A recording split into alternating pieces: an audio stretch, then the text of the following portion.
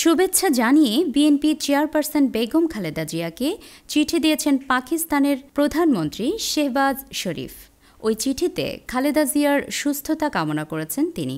রবিবার ২রা ফেব্রুয়ারি গণমাধ্যমকে এই তথ্য জানান বিএনপির মিডিয়া সেলের সদস্য সাইরুল কবির খান। এদিন বিকেলে পাকিস্তান দূতাবাস থেকে বিএনপি চেয়ারপারসনের কার্যালয়ে চিঠিটি পাঠানো হয়েছে বলে জানান সাইরুল। চিঠিতে খালেদা জিয়ার উদ্দেশ্যে ৩১শে জানুয়ারি শেহবাজ শরীফ লিখেছেন, আমি আপনার স্বাস্থ্য সমস্যা সম্পর্কে জানতে পেরে উদ্বিগ্ন।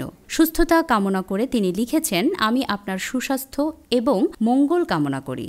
সর্বশক্তিমানে আল্লাহ আপনাকে সব অসুস্থতা থেকে রক্ষা করুন এবং আপনাকে সুস্বাস্থ্য দান করুন। পাকিস্তান বিএনপির চেয়ারপারসন তার পরিবার এবং দলের সমর্থকদের সঙ্গে আছে বলেও চিঠিতে আশ্বস্ত করেন শেহবাজ।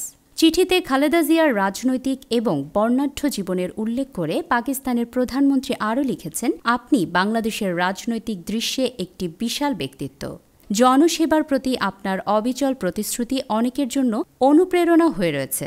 উল্লেখ্য, খালেদা জিয়া চিকিৎসার জন্য গত ৭ই জানুয়ারি যুক্তরাজ্যে যান।